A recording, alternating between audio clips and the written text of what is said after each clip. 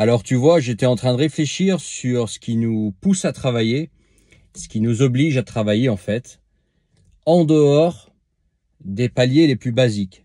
C'est-à-dire que on a tous besoin de manger, on a tous besoin d'un toit, d'un endroit chaud en hiver, frais qui nous protège du soleil en été, d'un lit, une douche pour l'hygiène, d'avoir accès aux soins, des habits et peut-être un moyen de locomotion. Ça peut être les transports en commun. Dans la société moderne, une connexion Internet, un téléphone. Et voilà, quand tu as couvert ça, tu as couvert les bases matérielles de la vie. Bien sûr, en dehors du fait d'avoir besoin d'amour, d'affection, d'avoir besoin de sport, etc. Mais je te parle uniquement de matériel. Et dans les sociétés développées, dites développées, les sociétés occidentales, y compris la France par exemple, et d'autres pays, on va dire d'Europe de l'Ouest, même d'Europe de l'Est de nos jours, les États-Unis, ces bases, on les a tous, même les gens qui se considèrent pauvres, qui en réalité ne sont pas pauvres, qui sont dans une classe basse de la société de pays développés, occidentales, ne sont pas des vrais pauvres, ils ne sont pas dans une pauvreté noire, comme on peut le trouver dans des pays en développement, dans les pays du tiers-monde, etc. Okay, donc tout le monde a accès en fait aux bases. Que tu sois j'allais dire le smicard, mais moins que le smicard, parce que dans certaines sociétés, comme par exemple en France, tu as tellement d'aides sociales que même si tu es moins que smicard, finalement, tu auras toujours ton toit, à manger et ta douche. Ou que tu sois un employé avec des fortes responsabilités, etc., ou un employeur, on a tous accès à ces bases en fait. Ce qui nous différencie entre les entre guillemets classes sociales, c'est l'accès, en fin de compte, aux jouets de plus en plus chers. Ok, quelqu'un qui est au SMIC en France, par exemple, il va avoir son toit. Alors bien évidemment, il va pas vivre dans un château, hein, mais il va avoir son toit, il va manger, il va pas mourir de faim, hein, il pourra prendre sa douche, s'il a besoin de soins, il les aura, etc. Mais il a juste accès à des jouets moins chers, ou faut dire, ouais, il a juste accès à des jouets moins exotiques. Voilà, il peut pas rouler en BMW, et encore. À crédit, il peut. Mais il peut pas rouler, je sais pas, en Ferrari, il peut pas vivre dans un château, il peut pas voyager en première classe, il peut pas, je sais pas, s'offrir, qu'est-ce qu'on peut s'offrir d'autre, je sais pas, un hélicoptère, tu vois. Mais sinon, c'est la même chose. C'est la même chose. Les bases sont remplies. Et pourquoi je te parle de ça? Tout simplement parce qu'en dehors des nécessités, en fin de compte, qu'est-ce qui nous force à faire plus d'efforts? Tu vas me dire, ben justement, c'est accéder à ces jouets. Pouvoir accéder à une plus belle voiture, une plus belle maison, voyager davantage, les plus beaux habits, bref, du matériel. Pouvoir se consolider un patrimoine éventuellement, sous forme d'immobilier, crypto ou bourse, ou peu importe dans quoi tu es bon. Mais en fin de compte, c'est tout aujourd'hui. Dans la société, je te parle dans les sociétés développées. Okay, donc, cet effort supplémentaire, tu vas le fournir pour pouvoir accéder à ce matériel. Tu me suis jusqu'à là. Mais si ce matériel, on va dire, si en dehors des bases qui sont accessibles à tout le monde ici, les jouets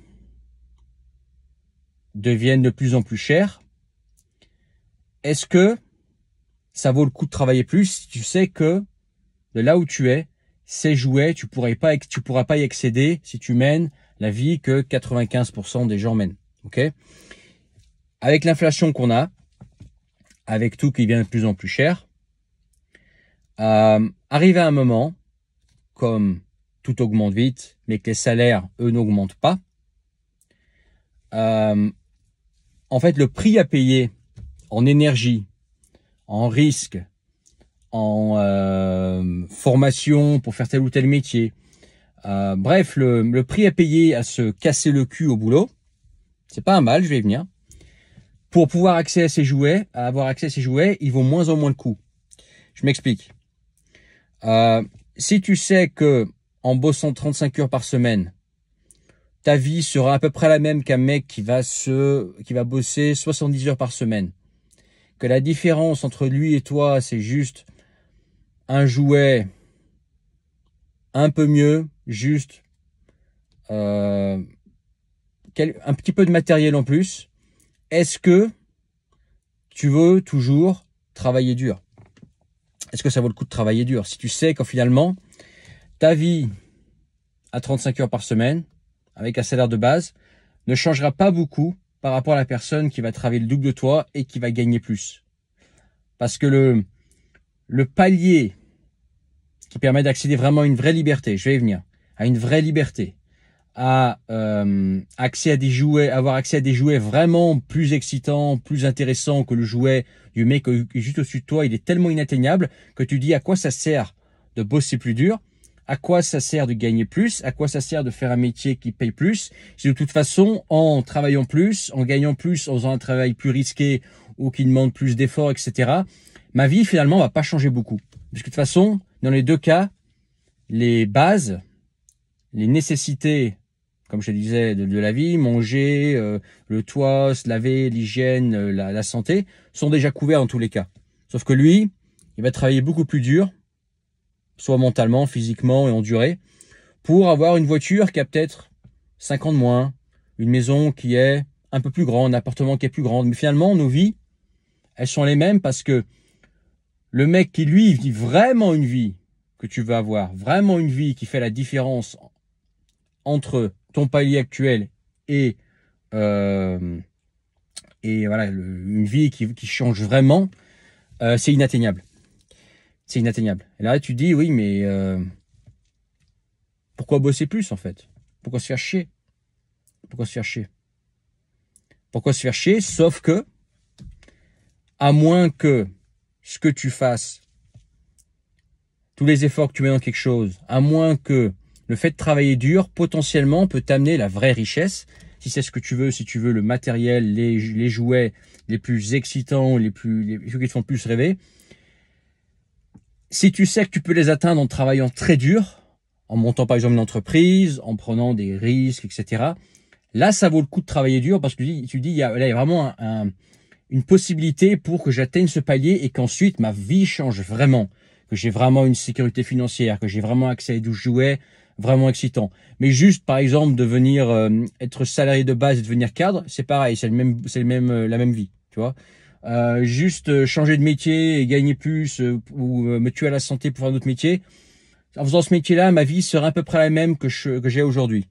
Il y aura peut-être un petit peu de différence, mais ce ne sera pas transcendant. Pourquoi je ferais ces efforts-là? Autant faire le minimum syndical. Tu vois ce que je veux dire? Ou alors, donc soit tu as la possibilité d'atteindre vraiment ce palier très élevé, ce qui devient de plus en plus difficile parce que comme tout augmente, le palier qui lui vraiment tranche matériellement parlant, au niveau de sécurité financière, est de plus en plus dur à atteindre pour la personne lambda. Soit tu réfléchis autrement, tu dis je vais pas travailler plus, je vais pas réfléchir plus. Enfin, indirectement si je t'expliquais, mais je vais pas en fait je vais pas me fouler plus, mais au lieu de viser en fait un palier d'argent, je vais viser la qualité de vie. C'est-à-dire que le palier ou les paliers d'argent supérieurs, ils sont pas plus intéressants que mon palier aujourd'hui, ils valent pas le coup, ils valent pas tous les efforts que je dois fournir pour les atteindre, puisque le palier vraiment intéressant est tellement haut. Par contre, je vais garder mon palier actuel, pas trop en faire mes efforts habituels. Par contre, je vais viser la qualité de vie. Je vais plus viser le matériel, je vais viser la qualité de vie. Comment je peux conserver le niveau de vie que j'ai actuel, qui me convient, où je remplis voilà mes bases, etc., où je manque de rien dans le monde dans le monde développé. Mais par contre, je vais éliminer tous les inconvénients du monde développé, c'est-à-dire c'est aussi pas dans le tiers monde, mais bon, par exemple devoir se lever tôt le matin, devoir suivre les horaires d'un patron, devoir être limité géographiquement, devoir suivre les directives de quelqu'un et ne plus penser uniquement argent. Si ça devient tellement inatteignable avec l'inflation, on ne sait pas où est-ce que ça va aller, tout est de plus en plus cher. Admettons que le palier financier intéressant devient tellement inatteignable pour 99% d'entre nous, admettons. On peut toujours viser le palier qualité de vie grâce en fait à une organisation différente. Voilà, c'est-à-dire remplacer finalement la jouissance obtenue par certains jouets et certains matériels par une qualité de vie qui est atteignable uniquement par les personnes qui ont vraiment le palier où ils travaillent plus, où les mecs sont multimillionnaires et voilà, peuvent se payer tous les jouets qu'ils veulent, ils n'ont plus besoin de travailler, etc. Tu peux viser le style de vie. Voilà, je pense que ça va être les deux. Potentiellement, si l'inflation continue telle qu'elle est dans le monde, ça va être les deux portes de sortie pour les personnes lambda. Soit tu as vraiment le bon plan pour pouvoir t'enrichir, mais vraiment, et dans ce cas-là, tu bosses comme un taré parce que tu sais que derrière, le fait de bosser, de fournir des efforts, de prendre des risques, ça, tu as de grandes chances que ça réussisse, donc là, ça vaut le coup. Soit tu sais que d'avance, c'est perdu, que les paliers supérieurs, juste au-dessus de toi, ils sont pas bien plus intéressants et que ça vaut pas en fait l'effort fourni. Dans ce cas-là, tu vas chercher le lifestyle. Voilà, le lifestyle, la liberté géographique, la liberté temporelle, la liberté d'être voilà à son compte, de plus avoir d'ordre à obéir, la liberté en fait de avoir une activité dans laquelle tu t'épanouis, dans laquelle tu gagnes ta vie grâce à quelque chose qui te plaît. Et ça, en quelque sorte, ça va te pouvoir aussi te sortir finalement d'une spirale créée par l'inflation qui crée voilà, de plus en plus de différences entre guillemets les riches et les entre guillemets pauvres. Sachant que riche, c'est relatif, et pauvre, en Occident, il n'y a pas vraiment de pauvres. Vraiment des pauvres qui s'en sortent pas, qui peuvent pas s'en sortir avec du travail. Et voilà, en Occident, tu peux toujours t'en sortir si tu veux travailler. Ok, c'est pas le tiers-monde, c'est pas d'autres pays où une fois que tu es dans la pauvreté noire, tu y es pour toujours. Tu as quand même une possibilité de t'en sortir. Je dis pas que tu vas rouler dans le luxe, mais tu vas avoir ton toit, tu vas manger à ta faim, tu vas avoir ton hygiène et tu vas avoir la possibilité d'aller de l'avant. Ok. Et rien que ce niveau de vie-là peut suffire pour beaucoup de gens. D'ailleurs, on le voit, hein, la plupart des gens en fait, mais une petite vie, sans risque, etc. Ils gagnent leurs 2000 balles par mois, etc. Sauf que ils se plaignent qu'ils doivent se lever le matin pour aller obéir à un patron qu'ils n'aiment pas, faire un boulot qu'ils n'aiment pas. Dans ce cas-là, la porte de sortie, c'est le style de vie. Okay.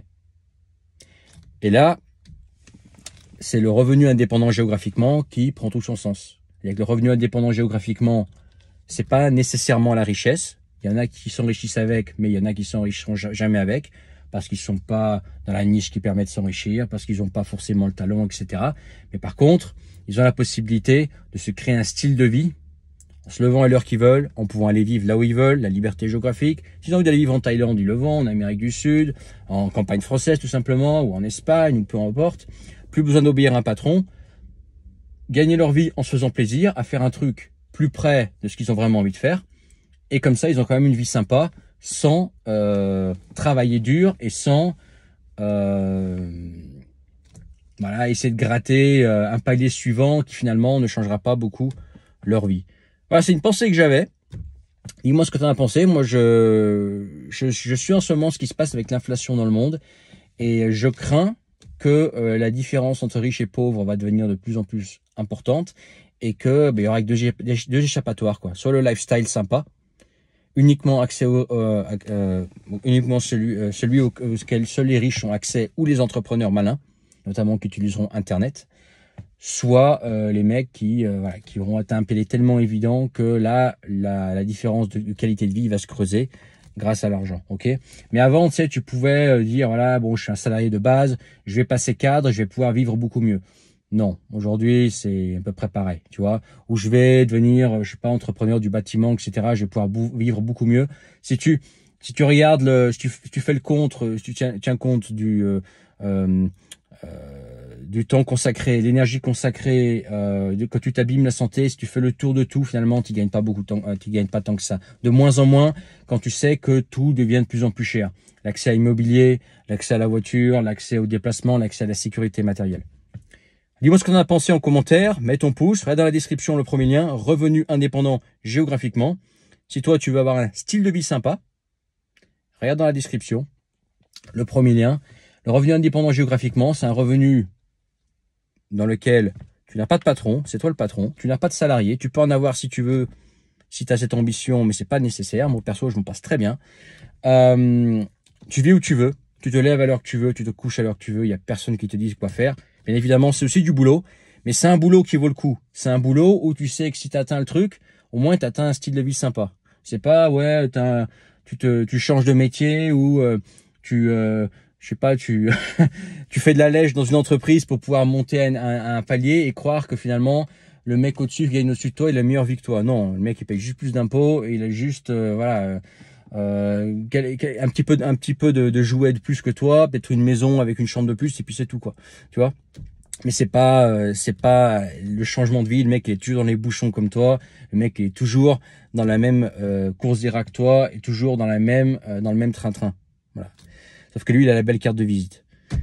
C'est dans la description le premier lien, partage, n'oublie pas de t'abonner si c'est pas encore fait, et puis on se retrouve en commentaire pour en parler. Qu'est-ce que tu penses de l'inflation actuelle dans le monde? Est-ce que tu crois que les inégalités vont se creuser? Et quelles sont tes solutions? Moi je pense qu'il y aura que deux solutions. Soit tu as le bon plan pour t'enrichir, avoir des grandes chances de vraiment t'enrichir, soit tu vises le lifestyle et ce sera les deux échappatoires.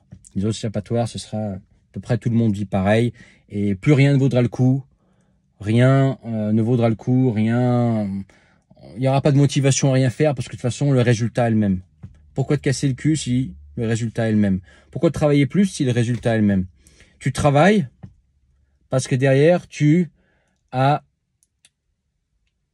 sens que derrière, tu peux avoir une meilleure vie. Si tu sais que travailler plus ne t'apportera rien de plus, si ta qualité de vie n'augmente pas, si tu vas pas aller de l'avant en travaillant plus, bah travaille moins, ça sert à rien. Autant ne pas travailler.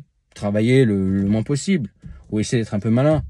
Pourquoi travailler plus si de toute façon derrière le résultat est le même? Il n'y a aucune raison. Voilà. Tu travailles plus quand il y a une raison. Sinon, bah, autant faire le fonctionnaire. Ben ouais. Je te laisse là-dessus. Ciao.